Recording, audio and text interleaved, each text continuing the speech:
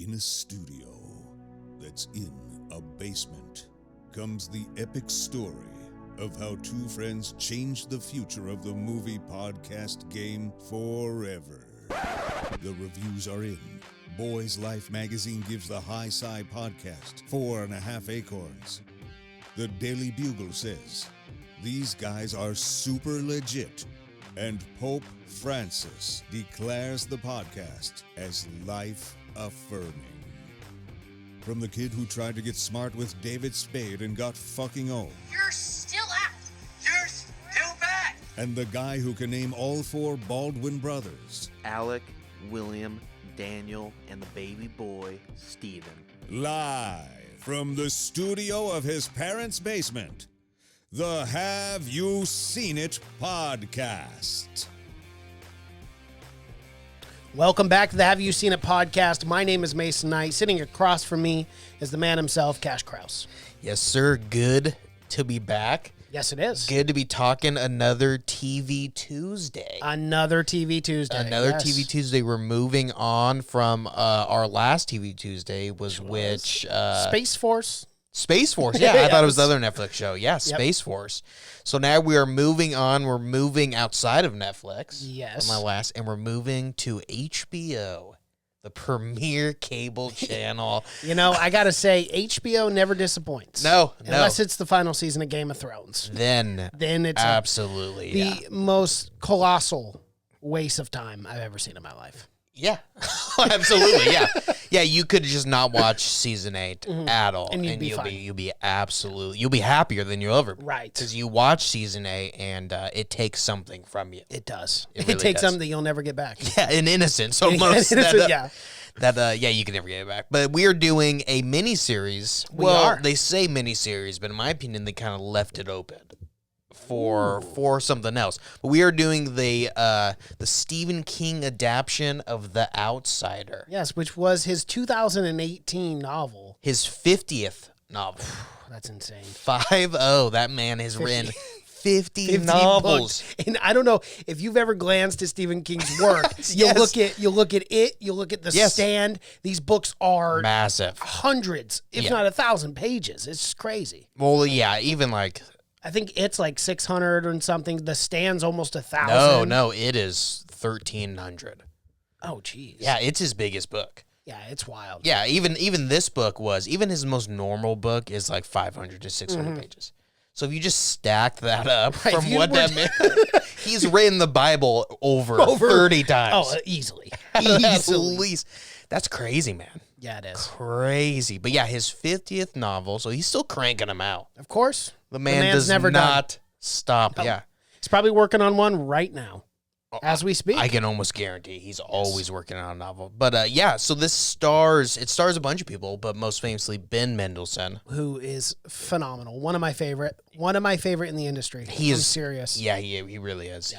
He's good in everything. Everything. He's not a real leading man. You'll probably never see him. Well, no, you probably see him starring, but it won't ever be anything like a blockbuster. Right. Yes. But he is. Like you said, I mean, and everyone in this film is actors like him, where you see him in everything, but they're probably the more character actors. But yeah, Ben Mendelsohn, Bill Camp, and Jason Bateman. Yeah, Bateman actually was in the first 2 episodes and directed them. Yeah, he directed the first 2 episodes. Yeah. Then he said, I'm out of here. He's like, I got to bounce, guys. I got more important shit the Ozarks. I clearly did my part here, and now I'm out. But yeah, so spoiler alert, he's only in the first 2 episodes. Right. You should not be listening to this if you're trying to listen to spoiler free. Yeah, if you've not seen the show. But yeah. What did you think about the show? Man, as far as adaptions go, I was really kind of bummed. I was excited to do this, but a little bummed because this is the one that I have not seen yet. Or not seen yet, but this is the book I have not read yet. Yeah. So I didn't know the story going into it, but this was really good. I enjoyed this quite a bit. Yeah, and I have read the book, but and they definitely do make a lot of changes, but every change I would say is warranted. They make the right move for each one, but yeah, I liked it too. I thought it was like to me it seemed like True Detective, but with that supernatural element. But yeah, I loved it. I thought it was I thought it was awesome. When I love the direction of it too, because you are right. It did kind of feel like a True Detective. We're gonna solve this mystery, this murder, but then it took a very what's the word I'm looking for? Not fantasy, but a very dark turn where you would Supernatural? think like, supernatural. There we go. Thank you. Jeez, my brain's everywhere today. But supernatural, where I don't know. It was I lost my train of thought. So. Yeah, sure. It is what it is. Yeah, there you go. But so I'm trying to deal with something else right now. So the first book, or not the first book, but the first half of this book really threw a lot of people off because it's a straight up just a detective novel. Mm-hmm. There's no supernatural element at all in the book until like 300 pages in.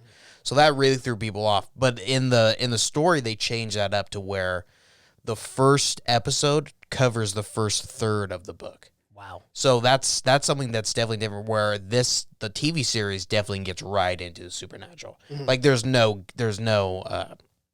second guessing that it's not something that's fucking a monster or something. Right. But in the book, you have no idea. You really don't know. It's really like this detective whodunit kind of thing. Because it starts off with Terry Maitland and not knowing if he killed the kid or anything. So that's what it changes. And also a big change from the book was Ralph Anderson, the detective. His son doesn't die in the book, and that's a huge part in the show, is that he's riddled with the guilt of his son, dying of cancer. Yeah, that was not in the book. Not at all. He's at summer camp in the book. You just never see him. So he's at summer camp most of the time. But it is in my opinion, a really good change because it gives that character so much more purpose of guilt of trying to find out who killed Frankie Peterson. Because he had this guilt of his own son dying. And it made him hate Terry Maitland's character that much more. Because he coached his son in baseball. Exactly, yeah. Mm-hmm. So again, a lot of the changes they made were really, really good changes. And that's always, it's not easy. Everyone knows it's not easy to adapt Stephen King. It's very fucking difficult. 9 times out of 10, well, how many times have they failed at Pet Sematary? Well, how many times have they failed just in general? More times than not, the adaptions are bad than they are good. Unless Flanagan's directing. Well, yeah. Recently, they have been much, much better. But they're always better when people stay with or still take reference from the source material, but then put their own twist on it. That's what Mike Flanagan does a really good job. Yep. And that's what's so great about Stephen King now is before he was very involved in the process. And now they just don't even let him know that something's being made. Yeah, just keep him. Just get out of the loop. Yeah, just keep him very far away from anything that's happening. All right, so let's get into it. Let's get into the very first episode. It is called Fish in a Barrel. Directed by the man himself, Jason Bateman. Guy wears so many hats. He is going to eventually, because he directed episodes of the Ozarks as well. He did as well, yes. He is going to eventually make his move. I think he's so smart that he's going to eventually make his move to directing full features. You think so? I think he's going to be good at it. Yeah. So episode 1, Fish in a Barrel. Another thing they changed before we start is the location. It's in the book. It takes place in Maine, right? Ohio. Oh, it is Ohio. It's Ohio, yeah. Yeah, well, it's Ohio in the show, but isn't it Maine? No, it's Georgia in the show. It's Ohio in the TV series, yeah. Well, they travel to Dayton, Ohio in the show. Yeah, I guess that's what I'm. But thinking. the whole thing is set in Georgia. Yeah, that's it.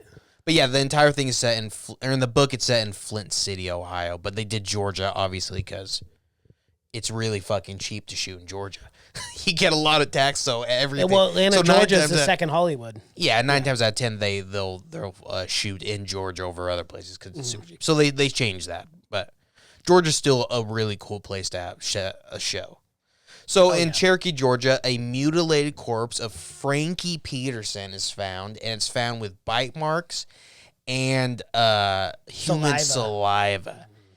And I won't keep going back and forth to it, but in the book, it's much more detailed. The gruesomeness of this kid getting murdered and raped in the book also. It's horrible, but it's very Stephen King. It is. He loves to kill children. Well, he's not, and he'll never just be like, oh, and they found a dead body. They'll be like, oh, the body was murdered, the head torn was to cut pieces. off, wolves later came devour. It's always the most detailed death. It's never just, oh, he slipped and hit his head. Right. No. It's always something fucking. So, anyways, this kid is fucking murdered, and everyone's freaking out. Mm-hmm. But everyone saw who did it. They all saw that That's it was what they said. Or that's what they say. It's Terry Maitland. Terry Maitland, the Little League coach, and he's like, I don't know, he's like the unofficial mayor of this town. Everyone just fucking loves him. He doesn't even have kids, and he doesn't have boys, and he teaches Little League or coaches Little League. And has obviously been doing it a while. Yeah, so that immediately red flag scares everyone. Yeah, of course. This kid, when your town hero, yeah, all of a sudden becomes a raper and a murderer. Yeah, and probably an issue. And the fact that he's been around kids constantly for like the last 30 years. Yeah. So Ralph, whose son was coach, again, Ralph's son is dead. That's dead. Ben Mendelsohn. Yep. He is enraged that Terry would do this, knowing that he coached his son. Mm-hmm. So he's gonna make a big show. It's horrible police work. Terrible. It's horrible to police work, and that's the big thing in the book and in the show is just how bad they did. They botched this. They decide to arrest. Yeah, Terry make a Mayfield huge public display in the middle of a Little League baseball game. Just right in the middle of it, police force coming out on the field.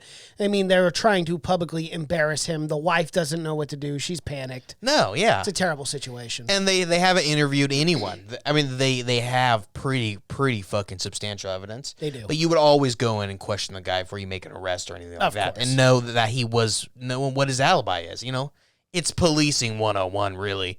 But, no, they go arrest him. They make this big fucking scene. The entire town is at this Little League game. I don't know what fucking town this is, but the entire town comes out to support this one Little League. They love it. It's like, they say it's like 2,500 people at a Little League game. Because they're like, you arrested them in front of 2,000 people. They say it's 2,500 people for this fucking baseball league. It must have been the World Series, Little League World Series or something. I mean, it wasn't. They were just going on to make like the playoffs or something. It was like another Tuesday game or something. Can you imagine having a community come out and support you like that? I can't. A Little League game? Not from the town we're from. That's for damn sure. We're lucky to get 40 people. We're lucky to parents get included. spat at when we fucking walk the streets. So he arrests him in front of everyone. Terry's wife, who was very upset, whose name is Glory in the show, and another thing is they changed a lot of names, which is gonna fuck me up doing the breakdown. The director Richard Price, the guy who developed the show, he changed a lot of names from the book, so it's gonna really be fucking tough for I don't know why, just to expand on the characters and make them feel like they were his own, I guess. Yeah. So yeah. Anyways, they arrest him and shit goes down. Terry's got no idea what's going on, but they both say that they have big evidence. Yeah, definitely. But Terry's just completely and utterly confused. Like. Well, we keep saying you're making a huge mistake. It's definitely not me. Yeah. And there's no way you're going to be able to pinpoint me because I was at a conference. I was doing this out of town. Oh, he doesn't get into that yet. Yeah. But he wasn't getting into that yet. Basically, what he was saying is, I'm out of town. Well, he just kept saying that you're making a big... Well, at first, no one knows... technically, no one knows that Frankie Pearson has been murdered yet when they arrest him. No one knows the death because the death just happens, but they immediately know because he goes back and checks all the evidence. So he didn't say that he knows what he's being arrested for, but yeah, he just says it's a big mistake. And Ralph turns back to him, though, and asks if he ever touched his son, which is a fucking tough moment. It's a good moment in the show, though. Is. But yeah, and... when it comes back around later on. Exactly. That question. Yeah. So so meanwhile, the Pearson family is in fucking utter array. Yeah. They are just breaking down. The mom has a fucking heart attack from the stress. She does. And so while all this is going on, a hooded figure is standing outside of the Matlin's house, which it doesn't seem good for this fucking guy to just be standing out there. But Glory finds, and the daughters, of course, of Terry Matlin, they're all freaking out. Oh yeah, understandably. And one of his daughters suffers from nightmares, and she sees the man the fucking hooded guy in her room telling her bad things, telling her dads don't look into it or whatever, shit like that. Yeah. But you know something's up. Of course. You know something's going on. Yeah. And big difference from the book and the show is they get right into that hooded guy, where they don't show that hooded guy until halfway into the show. Wow, that's wild. So, episode 2, Roanoke, Ralph meets Terry at prison and expresses the uncertainty about his decisions to arrest Terry publicly. Yeah, no shit, Ralph. Now now it's bad. Now you're second guessing it. Maybe I should not have arrested you in front of the entire town without maybe? knowing you weren't even within 1,000 miles of the town. Yeah, on second thought, I regret that public humiliation. That one is on me, Terry. I'm gonna say that I'm one's gonna on take me. it. I mean, you are the one behind bars at the moment, but I am a little embarrassed. I'll be honest. Right. So the next day, Joy Peterson, the mother, dies in the hospital. From the heart attack. Well, yeah. Yeah. It was related, clearly. Yeah, no, just separate. It was coronavirus. Yeah. Unfortunately, bad timing on our part. COVID-19. That sucks, man. So Terry and them, they all arrive at they got to go to the arrangement, and they don't put a fucking a vest on Terry. Which, how would you I know. not? Again, in the book, they get much more detail of their thinking of why they don't do that. But yeah, it's, again, bad police work. Right. And that's you've the got name of the game here. And you've got a crowd of people, probably 400 or 500 people who showed up to this like arraignment to like get pictures of And them. not even that, but all these people saw this guy get arrested right in front of them. This guy that they were cheering for. So these guys are fucking livid. And it's fucking Georgia, where every guy's strapped down there. Everyone, the kids, the grandmas, they all got guns.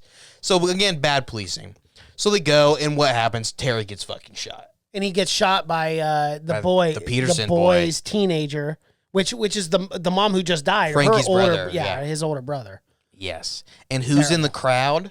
Well, the hooded figure, once again. Gets around quick. He does. He's very speedy. He knows how to travel. Yeah, I mean, maybe calling Uber or something, but he is getting around very fast. And he always knows where to go. He always knows where the tragedy's happening. Yes. Because he's the grief eater. It's almost like he feeds off of it. Slow down there, Mason. Slow down. Whoa. So yeah, he's there. He's absorbing it. He's the only one having a real good time, it seems like. Everyone else very upset. Right. Hooded man, he's loving it.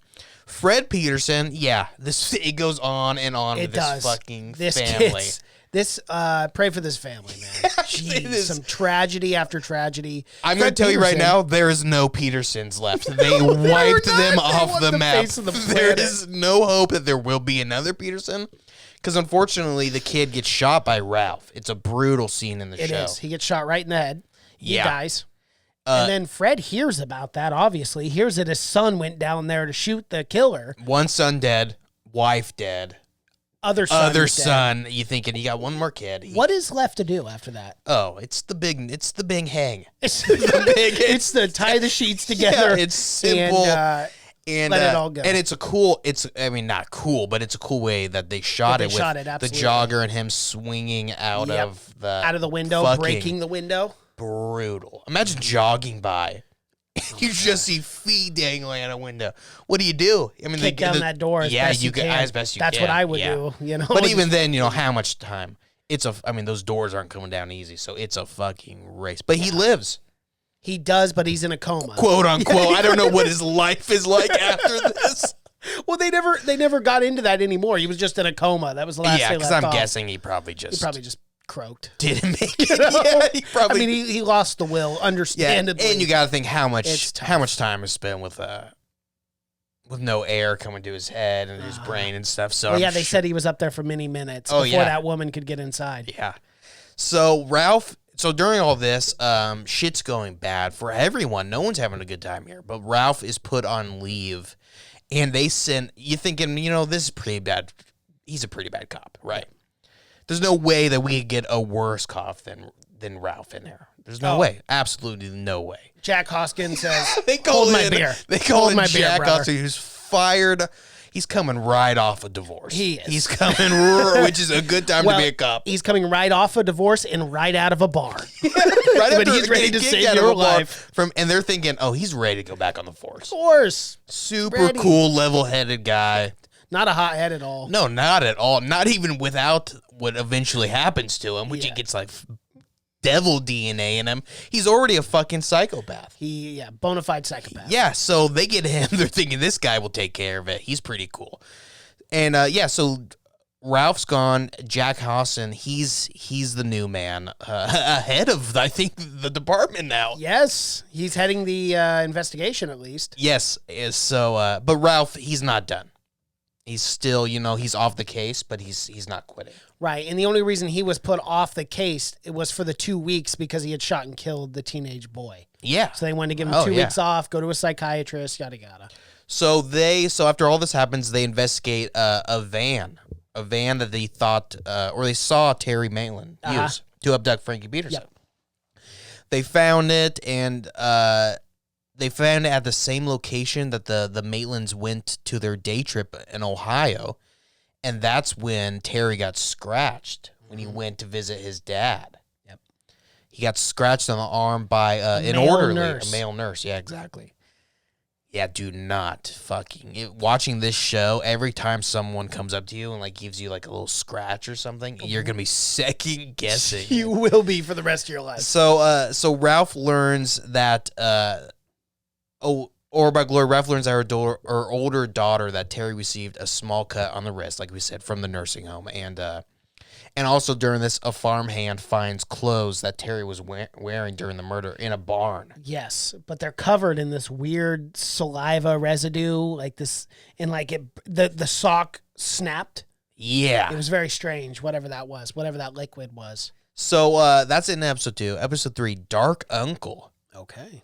Yeah, a disgruntled Jack Hoskins, and disgruntled is a way is to a kind way of saying. He comes to the barn fucking late, late to the investigation. I didn't even know you could come. I didn't know you could go that late either. Yeah. I mean, they had lights and everything set up for the guy, the poor bastard, and he didn't show up. He must have showed up literally 8 hours late. Oh yeah, it must have been like 3:30 a.m. We said to get here at it's 4 a.m. Jack. Look, man, I got to finish up at the bar. Yeah, I got drinks to drink. What's it called? Like the Peach? I can't remember the bar's called, but it's a bar that they all go. Yeah. But anyways, he shows up so late that there's no one. It's not even a crime scene anymore. They're just letting the farmer use it at this point. But he shows up late and he gets no work done. But the only thing that happens is he gets scratched in the fucking neck. He does. And the hooded figure emerges from the doorway, which he barely sees, and obviously the flashlight drops, puts it back up, no longer sees a hooded figure, but then he gets scratched. Yep. And in the back of the neck, and you already know what's going to come after that. Yeah, it's immediately, it didn't seem like the scratch was much, but it rocked him, whatever it was. Did. Because he was in a lot of pain. Yeah. And that's pretty much it for Jack Hoskins. I mean, he has a large role in the show, that's the former Jack Hoskins, who's much more level-headed. We will then be talking about the latter Jack Hoskins. Yeah, for the entire late show. Jack Hoskins. But so Ralph goes to Howie Solomon, which is so fucking weird because in the book his name is Howie Gold, and I don't even why. Yeah, why change that? Yeah, that's weird. So, it's a weird thing to change. Yeah, and Alec Pelly, who's a private investigator, a PI. Quick question, not to interrupt this, but do you think that's because Stephen King didn't want them to use the actual names from the book? It just seems really weird to just change the last name of that. It's because it's kind of what I said last time. It's because of he wanted to make it his own. Well, he expanded on these smaller characters because there's so many characters in the book that he took these other characters and really expanded more on them. You really get more with Howie Solomon and not Alec Pelly, that's his name, but you get more with Howie Solomon than you do in the book. Where in the book he's a really good lawyer and he's a friend of Terry's family and stuff. But in this one, he's going out to the woods and everything and defending. Mm-hmm. So he's a much more expanded. So every character that he expanded on, Richard Price, he gave him the different name. Oh, okay. They really wanted to change Holly Gibbon.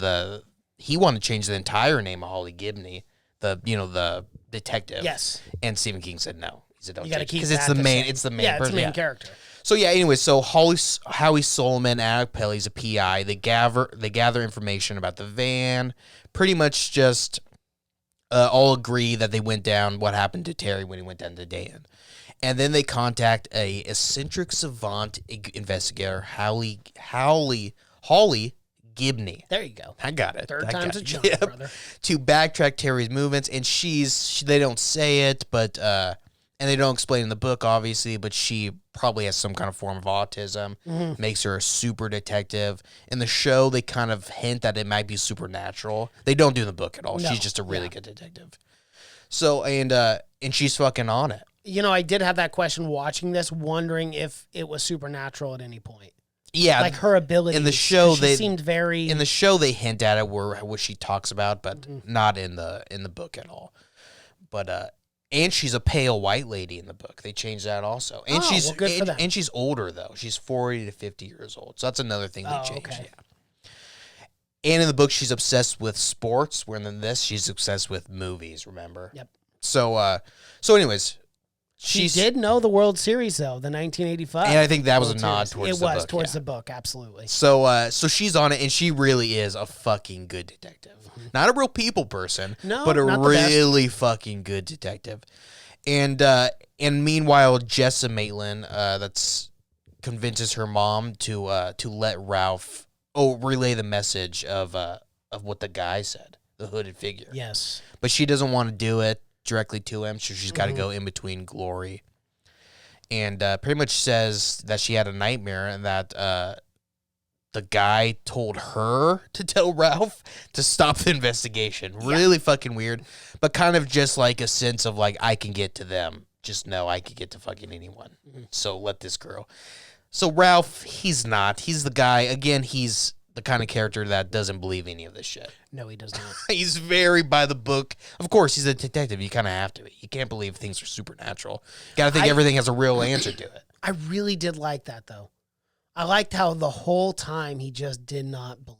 Yeah. Because it's so realistic. That's what a real detective would do. They'd be like, nah, I don't believe. No, I'm a detective. I look at the evidence that is in front of me that I can actually Except prosecute. that's exact. He did not look at the evidence in front of him. Good point, I guess. But I mean, the DNA evidence, the teeth absolutely, marks, yeah. And that's how it always has to be. It's got to be that main character who really fights it to the very end, and that's him overcoming the mountain, is him just saying, oh, this shit is fucking real. There is something more than just, us, flesh and bone. But yeah, that's not till the very end because he fights it the entire time. Yes. But it's a big thing of like, you got to get over this, Ralph, to be able to fight this thing. Uh-huh. So anyways, that kind of scares Ralph a little bit. But because not enough. The Jessa, the little girl, says that the hooded man said stop or something bad will happen. Yeah. But Ralph's like, fuck that. Look, girl, you just had a bad dream. Go to sleep or I will put you to sleep. So they keep going. Holly attempts to speak with Terry's dad at the nursing. Man, is this guy not doing good? No, he's not. Does he have any even knowledge that his son is dead? I don't think so. I think dementia has taken the man's mind. But she kind of talks, and Holly discovers that the male nurse that scratched Terry went on to murder 2 girls. Kind of a big thing. Yeah, kind of a big deal. Don't know how that was just overseen at first. Yeah. Again, Ralph did zero. I mean, he just knew that everyone. In the book, he really gets into it, but fucking, there's like 8 eyewitnesses of people that saw Terry with Frankie. Oh, wow. So they really get into that. It's hard evidence against him. They had like 3 or 4 in the TV show, in all fairness. Yeah. Oh, absolutely. Yeah. They did a good job with that. Yeah, but they get right into it that it's something fucking supernatural. Like, immediately in the first episode, it wasn't Terry. Right, yeah. Throughout the book, you're not sure. You have no idea. Oh, really? Yeah, it's a mystery. Yeah. So she goes and she discovers that that the guy who's was in prison who quote unquote killed quote unquote murdered 2 girls, but he ended up killing himself because he's not having a good time in prison. No, and that was a wild scene too, because we kept seeing him pop out his eyeglass and sharpen it over this long course of episode 2 and 3. Where he's just sharpening it, getting ready to go. And you think he's going to use it as a weapon to defend himself. I like the twist, because then the guard opens the door. One guy leaves his cell. He's coming over to murder him. Because he's a child murderer. Oh, yeah. Well, you got to think every night they're letting someone in to beat the shit out of that guy. Oh, absolutely. I mean, every single night they're letting another guy in. Well, that's what they do with child predators, child killers. Yeah. Prisoners do not allow that at all. No, trust me, man. If you got an option to fucking before you get in there, you're a child molester, You probably should. take the chance. Yeah, take it. Take the fucking chance. I promise Yeah. you. It's going to be a lot better than what. But I like that they showed that. I like that it was realistic. But it made it so much shittier knowing that guy was fucking innocent. I know. Because you're like, oh my God. Yeah, but again, El Cuco is fucking absorbing all this. That's what he loves. So that's pretty much the end of episode 3. Episode 4, Que Ven El Coco is the title. I'm sure that's close. Que Vene El Coco. Yep. So Holly's investigation uncovers a pattern. There's a pattern of someone going around murdering a shit ton of children. Yep. And but all these people claiming innocence. Yes. That they didn't do it. They weren't even there. And also the biggest thing about this is that she is starting to find out that in all of these cases, there are witnesses that say they were this X amount of miles away at the exact time of the murders. So there's no way they could have. But because of the DNA evidence and all that stuff that they had, they prosecuted all these people. Yeah. And we know anything about the U.S. justice system. Is you can have a great alibi and still go to fucking prison. You can. There's a lot of people that are, unfortunately, all someone has to do is plant DNA of literally you. watch Just Mercy. That's the guy was like across the town, and they're like, no, we still have. Sorry. We got this one other guy that says you were there, and that guy's like a career criminal. So, anyways, there's evidence that they were always somewhere else, but that didn't matter. So, but in the aftermath of each crime, it's a series of like suicides, and just every time something happens, it leaves this crazy like mushroom cloud of just devastation. Oh, yes, and you saw that with the Peterson family. Oh yeah, and so you understand that has happened every time. Single time. Yes. It's some like crazy domino effect. Yeah, and there's always someone that goes like crazy and ends like death or suicide by cop and stuff like that too. Crazy. So Holly and Ralph happens later on too. Yeah, exactly. So Holly and Ralph theorize that there is one killer who's making a clone of himself, doppelganger, and various unassuming targets. So like he's going and making clones of people that you would not think would go and kill something someone. horrific like this because it makes the most devastation. It leaves the biggest wake when it happens because everyone's like fucking, if you think just a criminal goes and kills a kid, you're thinking, okay, well, it's a criminal. Yeah, I mean, but it's fucking tragic. But it's the guy that's coaching the fucking little league for the last 20 years, who just volunteers at everything, that's fucking gonna leave a bomb in your little tiny town. Yeah. Well, and it also causes that ripple effect where you don't trust anyone. Oh, and then that's how the grief eater kind of feeds on it even more. Oh, it's because everyone is just grief-stricken, shocked, and in awe that Terry Maitland, the guy who was the Little League coach, the outstanding citizen, was a child murderer.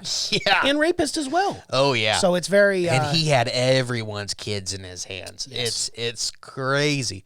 So, so they find this big, long list of people that happened. They've also found a lady in New York who killed a kid or two.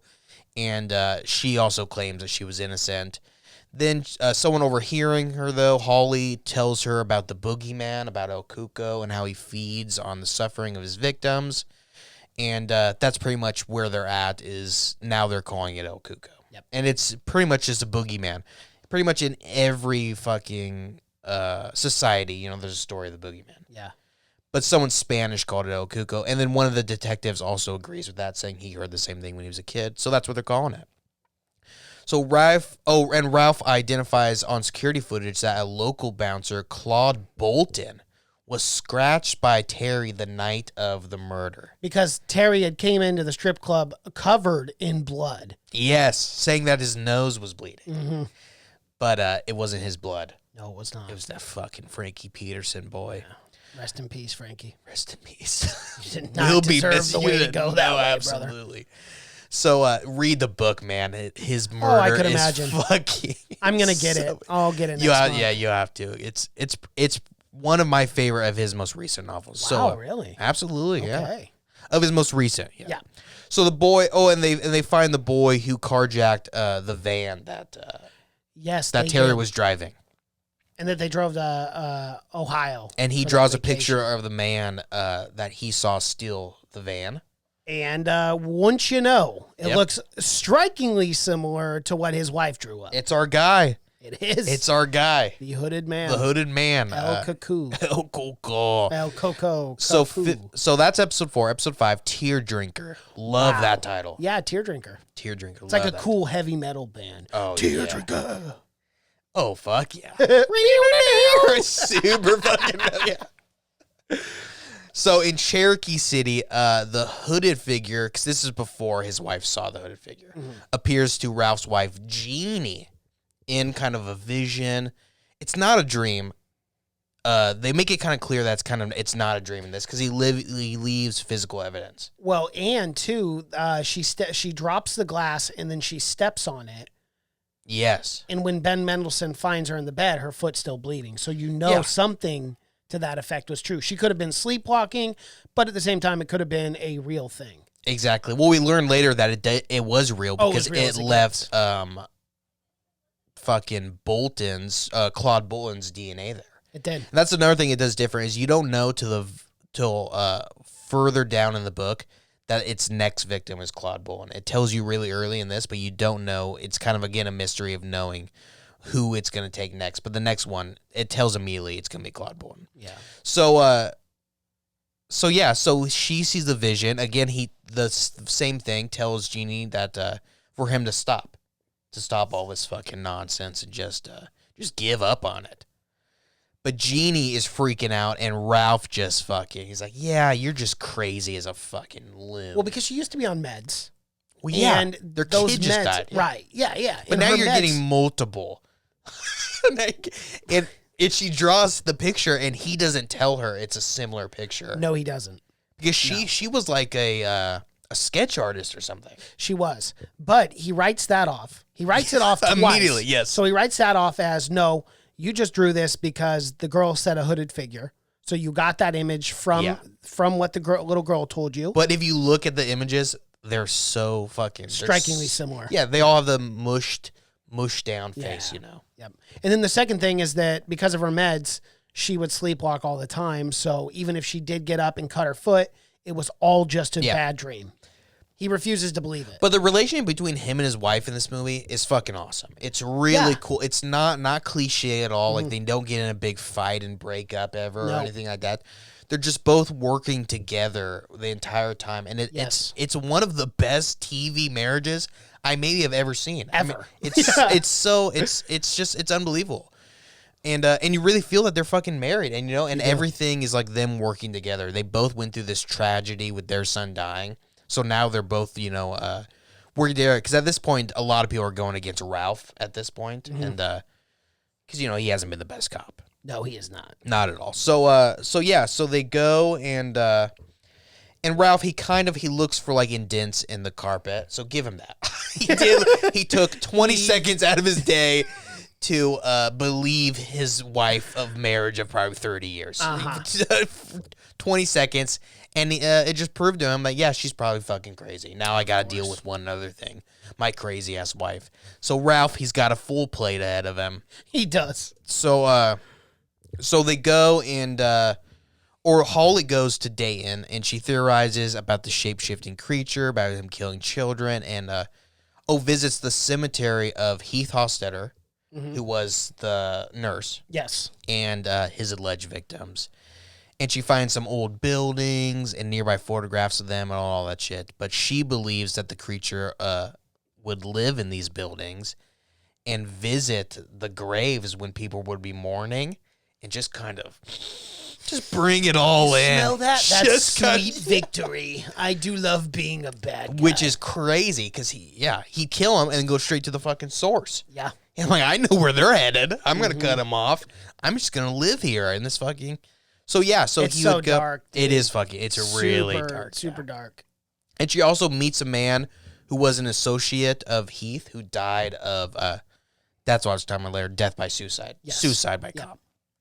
And is shown to have the same sores as fucking Jack, who we haven't talked to about a while, but he's all around. Yeah, he's not doing good at this point. And the sores are not looking good. No, dude, you got to put some Neosporin on that. Yep, absolutely. Man. Some aloe vera, anything oil, anything to cool that. Yeah, that's a brutal. But blister. it's It does. It looks like about 90 different blisters. Yeah. And it is. I was just waiting for that fucking blister To pop. to explode at someone. Because at the very end, it's like pulsating. It just pops. It just it covers a bunch of people. They all get the virus. Yeah, it just sprays them. But that's how Corona got started. That is That's not a funny joke about. No, it's not. It's actually based on true events. Yeah. So she goes and she finds that he's again just leaving a trail of just devastation, murder and all that shit. But no one's picking him up. He's got the perfect crime. Of course. So Holly suggests Ralph take the photographs around Terry's grave and Ralph's partner, and Eunice Samblo, who's also a detective. He's the one who agreed with El Cuco. Remember, he's the one that was like, my grandma always told, because grandmas are always the one to tell you the scariest stories. Just the scariest shit. Yeah, Let me tell you about El Cuco. Like, no, Grandma. You're 4. You're old enough to know about the grief eater. But preys on small children if you don't behave, you little bastard. And she notices but they notice that the cemetery was right next to the barn. Mm-hmm. So he's dipping in and out. And but this barn was the same barn from like the 1920s or whatever, that those kids disappeared in the fucking in the caves. So he's been around this area for a while. El Cuco, yeah. Which, if we know anything about it's probably literally thousands of years. Years old, yeah. Like it's an evil entity that's been around for millenniums. Yeah. So to go, Holly opts to drive back to Cherokee City to debrief Ralph. She's going to go and tell everyone what she knows. Which she's got a lot of confidence that they're all going to be like, fuck yeah, we're with you on this. She really does. Not a thought in her head that everyone's going to think, this bitch is crazy. What in the hell have we been paying you for? This is what you come up with? Literally the boogeyman. It's so funny. She's like, I got the answer, guys. Everyone was like, fuck yeah. Yeah, we're going to get some answers. Let's clear Terry's name. You know what? Let's call Terry's wife in. She's going to be want to be a part of this. Yeah, of course. She wants to be in. She wants to exonerate her husband, her dead husband. She is having the worst time right now. Oh, my God. And understandably. Yeah. She is just fucking devastated, man. And she's just like holding her family together by a string. Yes. I mean, it's bad. But yeah, so they're going to have a good time. They're going to, clink some beers together. Yeah. They're going to party. And, but the night before, she visits Andy. Kakavage?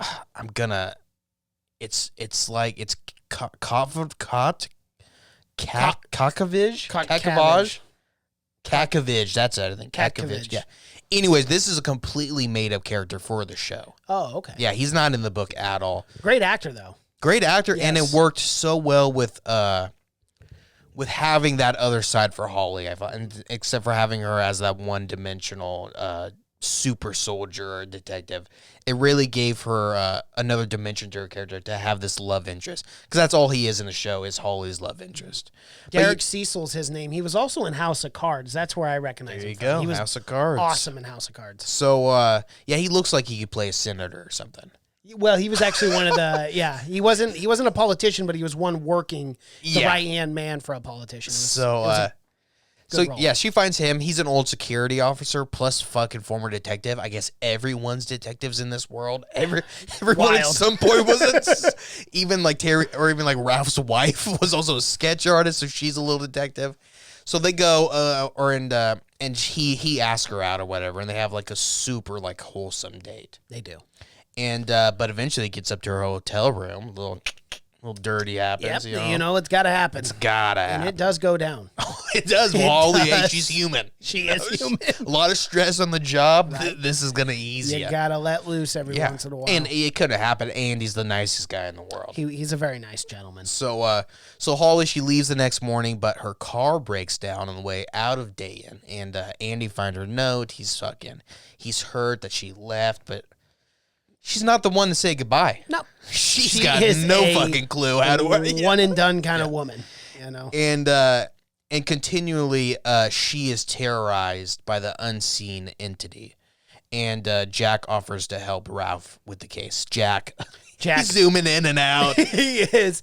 And we don't talk about him because it's not huge for the plot in these early episodes, but he'll just be in like the back and he'll just be grabbing his neck, wincing in pain. And someone will be like, Jack, you okay? And he'll be like, Oh, I'm Yeah, good. it's cool. Yeah, Yeah. we're good. We're good. Happens Was I wincing in constantly pain? throughout the No, show. I Yeah. was okay. Yeah. He's acting very fucking strange, Yeah. and everyone is seeing it. That's kind of his role early on, is It just is. act like a fucking weird. Because remember, he won't hold the other detective's baby, because there's three detectives on the case, and one of them is on leave. So Jack was really third string to come in here. was. Yeah. Well, in not only that too, but Jack, goes to Ralph and tells him, "Hey, I haven't drank in 2 weeks." Yada yada. Like, 2 I weeks? know, great accomplishment. Yeah, I mean, it's great. It is good. But It's absolutely great, but I don't know if you're a cop. I don't think after 2 weeks of drinking, you'd have a surgeon go back. Like, I've had 6 years of alcoholism, but I've been 2 weeks sober, so I'm good. yeah. I can handle the stress, boss. You guys get it. Come on. Yeah, come on. But It happens to the best. but they're fine with it. Like, Jack, yeah. They do, yeah. Like, absolutely go and work with Holly, actually. We think that's a good move for you right now. Terrible move. Bad move. But we will talk about that in our next episode next week. Absolutely. That's the end of episode 5. That's Teardringer. Next episode 6, the one about the Yiddish vampire. And we got to talk about episode 5. Isn't episode 5, doesn't it? Or is it episode 6 that ends on the bus? Yes. With Holly on the bus. Okay, then we won't talk about it. Yeah, so that is the end of it. Next week, we will get into episodes 6 through 10 and the final conclusion of The Outsider. But I have to be honest, I sat through this show in an entire, probably like 18 hours altogether. Like I started it, went to bed, woke up, finished it. I loved the first 5 episodes. I thought the build up to get to this point was perfect. I thought the pacing of the show was good. You were introduced to a lot of characters. You'll learn just enough about every single character.